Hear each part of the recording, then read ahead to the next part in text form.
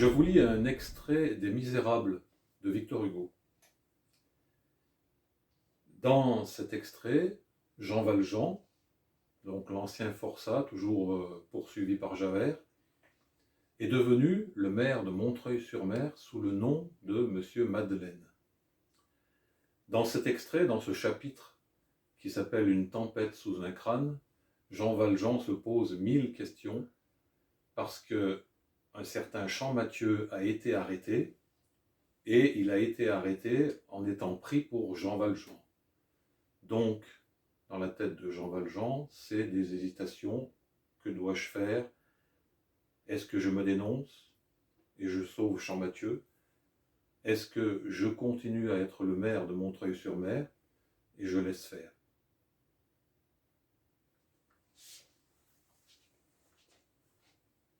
Cependant, la fièvre, un instant apaisée, lui revenait peu à peu.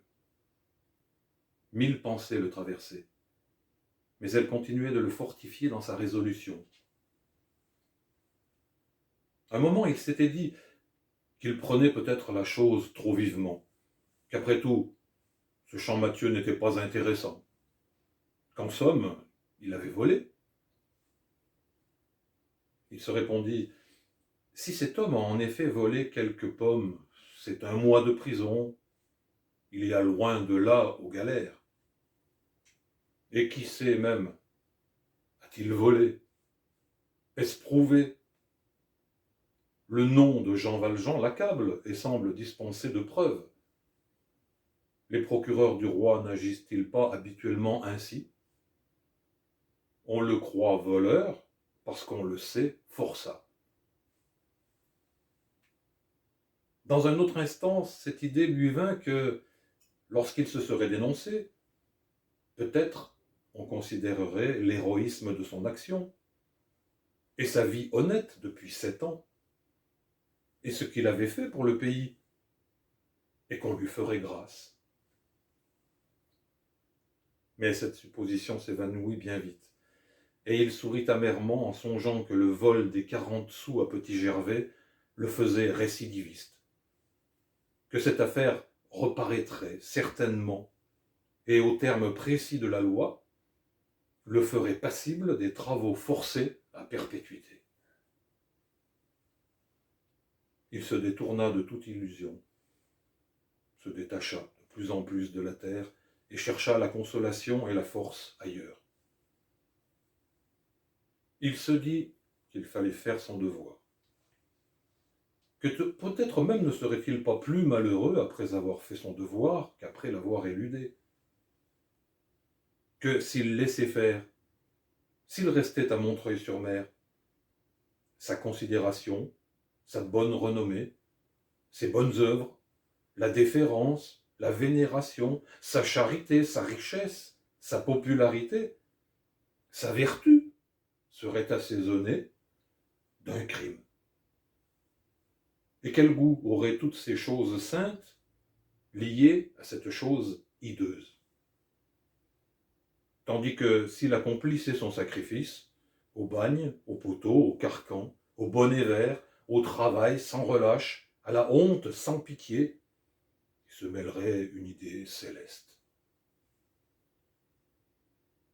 Enfin, il se dit qu'il y avait nécessité, que sa destinée était ainsi faite, qu'il n'était pas maître de déranger les arrangements d'en haut, et que dans tous les cas, il fallait choisir. Ou la vertu au dehors, et l'abomination au dedans, ou la sainteté au dedans, et l'infamie au dehors. À remuer tant d'idées lugubres, son courage ne défaillait pas, mais son cerveau se fatiguait. Il commençait à penser malgré lui à d'autres choses, à des choses indifférentes. Ses artères battaient violemment dans ses tempes. Il allait et venait toujours. Minuit sonna d'abord à la paroisse, puis à la maison de ville. Il compta les 12 coups aux 2 horloges, et il compara le son des 2 cloches. Il se rappela à cette occasion que quelques jours auparavant, il avait vu chez un marchand de ferraille une vieille cloche à vendre sur laquelle ce nom était écrit: Antoine Albin de Romainville. Il avait froid. Il alluma un peu de feu. Il ne songea pas à fermer la fenêtre. Cependant, il était retombé dans sa stupeur.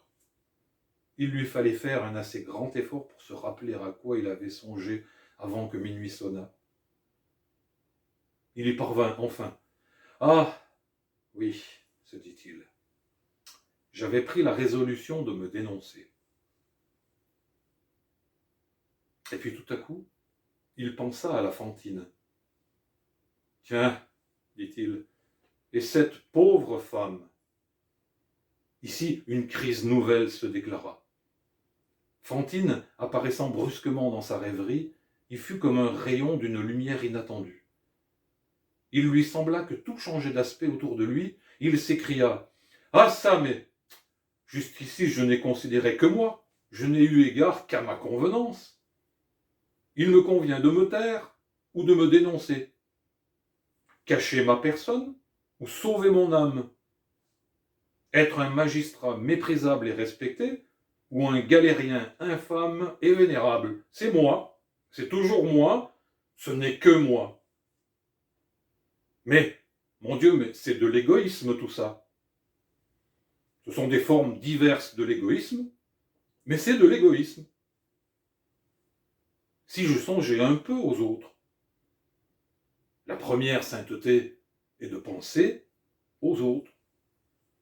Voyons, examinons. Moi excepté, moi effacé, moi oublié. Qu'arrivera-t-il de tout ceci? Si je me dénonce, on me prend, on lâche ce champmathieu, on me remet aux galères, c'est bien. Et puis, que se passe-t-il ici? Ah, ici, il y a un pays, une ville, des fabriques, une industrie, des ouvriers, des hommes, des femmes, des vieux grands-pères, des enfants, des pauvres gens. J'ai créé tout cela, je fais vivre tout cela. Partout où il y a une cheminée qui fume, c'est moi qui ai mis le tison dans le feu et la viande dans la marmite. J'ai fait l'aisance, la circulation, le crédit. Avant moi, il n'y avait rien. J'ai relevé, vivifié, animé, fécondé, stimulé, enrichi tout le pays. Moi de moins, c'est l'âme de moins. Je monte, tout meurt. Et cette femme qui a tant souffert, qui a tant de mérite dans sa chute, dont j'ai causé sans le vouloir tout le malheur. Et cet enfant que je voulais aller chercher, que j'ai promis à la mère, est-ce que je ne dois pas aussi quelque chose à cette femme, en réparation du mal que je lui ai fait? Si je disparais, qu'arrive-t-il? La mère meurt, l'enfant devient ce qu'il peut, voilà ce qui se passe si je me dénonce. Si je ne me dénonce pas, voyons. Si je ne me dénonce pas... Après s'être fait cette question, il s'arrêta. Il eut comme un moment d'hésitation et de tremblement. Mais ce moment dura peu, et il se répondit avec calme. Eh bien, cet homme va aux galères, c'est vrai. Mais que diable, il a volé. J'ai beau me dire qu'il n'a pas volé, il a volé. Moi, je reste ici, je continue. Dans 10 ans, j'aurai gagné 10 millions. Je les répands dans le pays. Je n'ai rien à moi, qu'est-ce que cela me fait? Ce n'est pas pour moi ce que je fais. La prospérité de tous va croissant. Les industries s'éveillent et s'excitent. Les manufactures et les usines se multiplient. Les familles, 100 familles, 1000 familles sont heureuses. La contrée se peuple. Il naît des villages où il n'y a que des fermes, il naît des fermes où il n'y a rien. La misère disparaît, et avec la misère disparaissent la débauche, la prostitution, le vol, le meurtre, tous les vices, tous les crimes. Et cette pauvre mère élève son enfant. Et voilà tout un pays riche et honnête.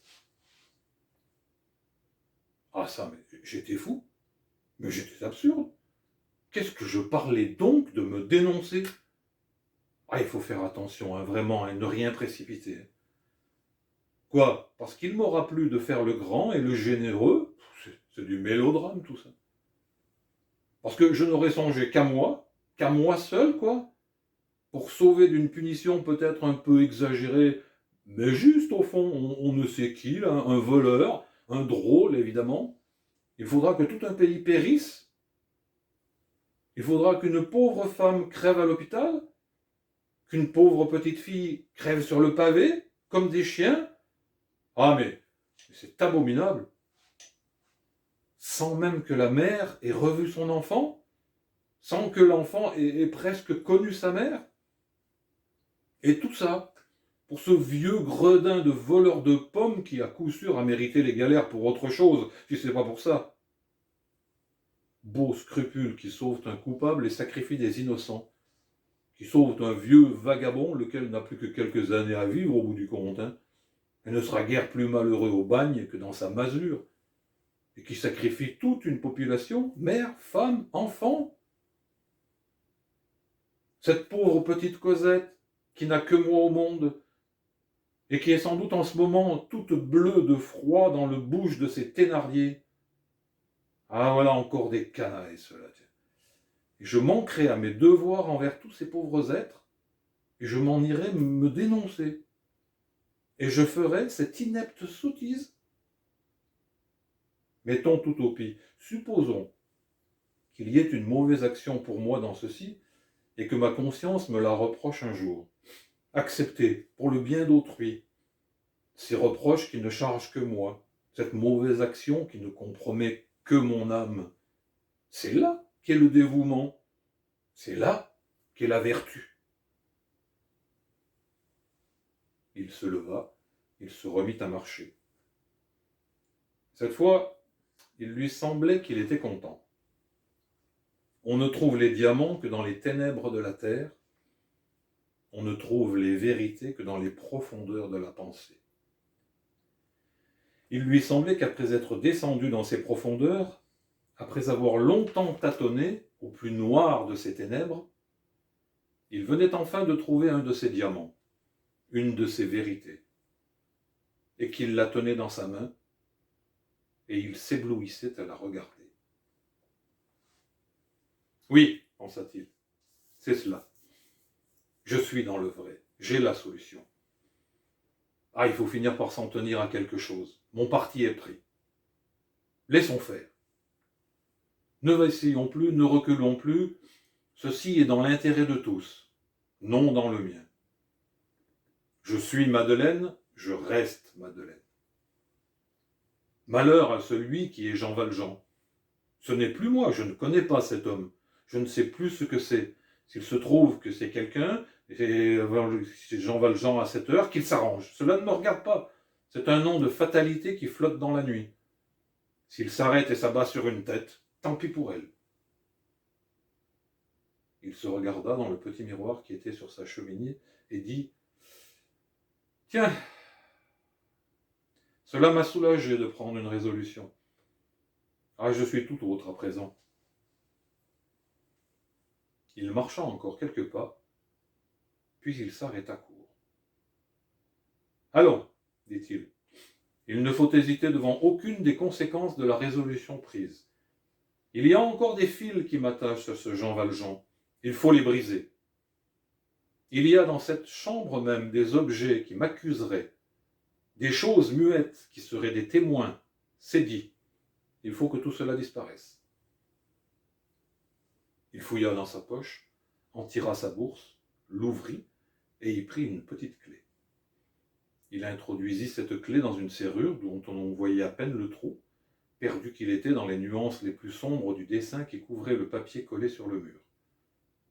une cachette s'ouvrit. Une espèce de fausse armoire ménagée entre l'angle de la muraille et le manteau de la cheminée. Il n'y avait dans cette cachette que quelques guenilles, un sarrau de toile bleue, un vieux pantalon, un vieux havresac et un gros bâton d'épine ferré aux deux bouts. Ceux qui avaient vu Jean Valjean à l'époque où il traversait Digne en octobre 1815 eussent aisément reconnu toutes les pièces de ce misérable accoutrement.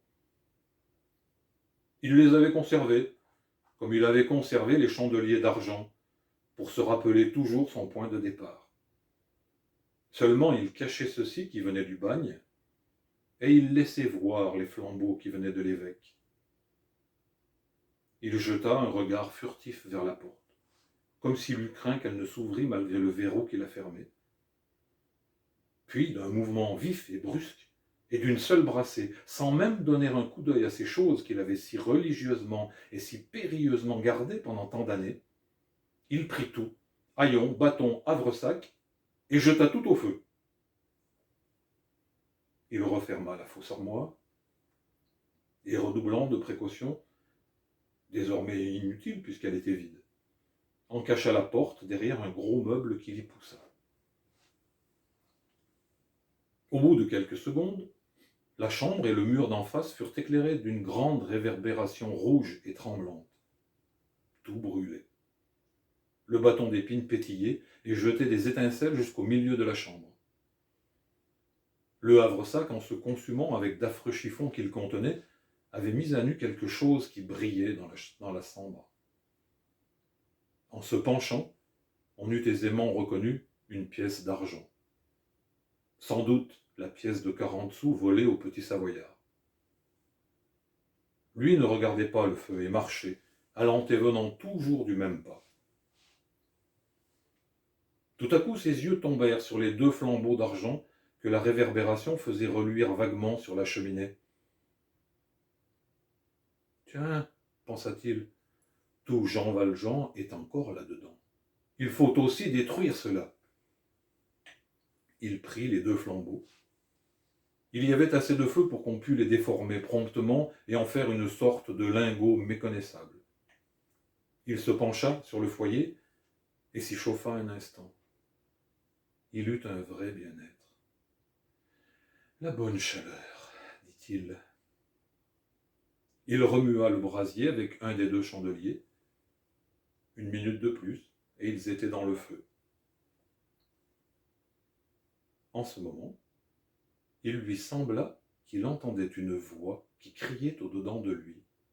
« Jean Valjean! Jean Valjean !» Ses cheveux se dressèrent. Il devint comme un homme qui écoute une chose terrible. « Oui, c'est cela. Achève, disait la voix. Complète ce que tu fais, détruis ces flambeaux, anéantis ce souvenir, oublie l'évêque, oublie tout. Perce Champmathieu, va, c'est bien. Applaudis-toi. Ainsi, c'est convenu, c'est résolu, c'est dit. Voilà un homme, voilà un vieillard qui ne sait ce qu'on lui veut, qui n'a rien fait peut-être, un innocent, dont ton nom fait tout le malheur, sur qui ton nom pèse comme un crime, qui va être pris pour toi, qui va être condamné, qui va finir ses jours dans l'abjection et dans l'horreur. C'est bien. Sois honnête homme, toi. Reste, monsieur le maire. Reste honorable et honoré. Enrichis la ville, nourris des indigents, élève des orphelins. Vis heureux, vertueux et admiré. Et pendant ce temps-là, pendant que tu seras ici dans la joie, dans la lumière, il y aura quelqu'un qui aura ta casaque rouge, qui portera ton nom dans l'ignominie et qui traînera ta chaîne au bagne. Oui, c'est bien arrangé ça. Ah, misérable. La sueur lui coulait du front. Il attachait sur les flambeaux un œil hagard. Cependant, ce qui parlait en lui n'avait pas fini. La voix continuait. « Jean Valjean ! Il y aura autour de toi beaucoup de voix qui feront un grand bruit, qui parleront bien haut et qui te béniront, et une seule que personne n'entendra et qui te maudira dans les ténèbres. Eh bien, écoute, infâme, toutes ces bénédictions retomberont avant d'arriver au ciel. Et il n'y aura que la malédiction qui montera jusqu'à Dieu. Cette voix, d'abord toute faible, et qui s'était élevée du plus obscur de sa conscience, était devenue par degrés éclatante et formidable. Et il l'entendait maintenant à son oreille. Il lui semblait qu'elle était sortie de lui-même, et qu'elle parlait à présent en dehors de lui. Il crut entendre les dernières paroles si distinctement qu'il regarda dans la chambre avec une sorte de terreur. « Y a-t-il quelqu'un ici » demanda-t-il à haute voix et tout égaré. Puis il reprit avec un rire qui ressemblait au rire d'un idiot. « Que je suis bête. Mais non, il ne peut y avoir personne. » Il y avait quelqu'un. Mais celui qui y était n'était pas de ceux que l'œil humain peut voir. Il posa les flambeaux sur la cheminée. Alors il reprit cette marche monotone et lugubre qui troublait dans ses rêves et réveillait en sursaut l'homme endormi au-dessous de lui. Cette marche le soulageait et l'enivrait en même temps. Il semble parfois que dans les occasions suprêmes, on se remue pour demander conseil à tout ce qu'on peut rencontrer en se déplaçant. Au bout de quelques instants, il ne savait plus où il en était. Il reculait maintenant avec une égale épouvante devant les deux résolutions qu'il avait prises tour à tour. Les deux idées qui le conseillaient lui paraissaient aussi funestes l'une que l'autre. Quelle fatalité, quelle rencontre que ce Champmathieu prit pour lui, être précipité justement par le moyen que la Providence paraissait d'abord avoir employé pour l'affermir. Il y eut un moment où il considéra l'avenir. Se dénoncer, grand Dieu. Se livrer. Il envisagea avec un immense désespoir tout ce qu'il faudrait quitter, tout ce qu'il faudrait reprendre. Il faudrait donc dire adieu à cette existence si bonne, si pure, si radieuse, à ce respect de tous, à l'honneur, à la liberté. Il n'irait plus se promener dans les champs. Il n'entendrait plus chanter les oiseaux au mois de mai. Il ne ferait plus l'aumône aux petits-enfants. Il ne sentirait plus la douceur des regards de reconnaissance et d'amour fixés sur lui. Il quitterait cette maison qu'il avait bâtie, cette petite chambre. Tout lui paraissait charmant à cette heure. Il ne lirait plus dans ses livres, il n'écrirait plus sur cette petite table de bois blanc. Sa vieille portière, la seule servante qu'il eût, ne lui monterait plus son café le matin. Grand Dieu! Au lieu de cela, la chiourme, le carcan, la veste rouge, la chaîne aux pieds, la fatigue, le cachot, le lit de camp, toutes ces horreurs connues. À son âge, après avoir été ce qu'il était, si encore il était jeune. Mais vieux, être tutoyé par le premier venu, être fouillé par le garde-chiourme, recevoir le coup de bâton de l'argousin, avoir les pieds nus dans des souliers ferrés, tendre soir et matin sa jambe au marteau du rondier qui visite la manille, subir la curiosité des étrangers auxquels on dirait « Celui-là, c'est le fameux Jean Valjean qui a été maire à Montreuil-sur-Mer. » Le soir, ruisselant de sueur, accablé de lassitude, le bonnet vert sur les yeux, remonter deux à deux sous le fouet du sergent l'escalier échelle du bagne flottant. Oh, quelle misère! La destinée peut-elle donc être méchante comme un être intelligent et devenir monstrueuse comme le cœur humain? Et quoi qu'il fît, il retombait toujours sur ce poignant dilemme qui était au fond de sa rêverie. Rester dans le paradis et y devenir démon, rentrer dans l'enfer et y devenir ange. Que faire? Grand Dieu, que faire? La tourmente dont il était sorti avec tant de peine se déchaîna de nouveau en lui. Ses idées recommencèrent à se mêler. Elles prirent ce je ne sais quoi de stupéfié et de machinal qui est propre au désespoir. Le nom de Romainville lui revenait sans cesse à l'esprit avec 2 vers d'une chanson qu'il avait entendue autrefois.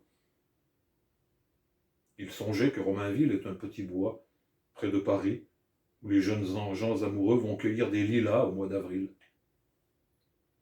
Il chancelait au dehors comme au dedans. Il marchait comme un petit enfant qu'on laisse aller seul. À de certains moments, luttant contre sa lassitude, il faisait effort pour ressaisir son intelligence. Il tâchait de se poser une dernière fois, et définitivement, le problème sur lequel il était en quelque sorte tombé d'épuisement. Faut-il se dénoncer? Faut-il se taire? Il ne réussissait à rien voir de distinct.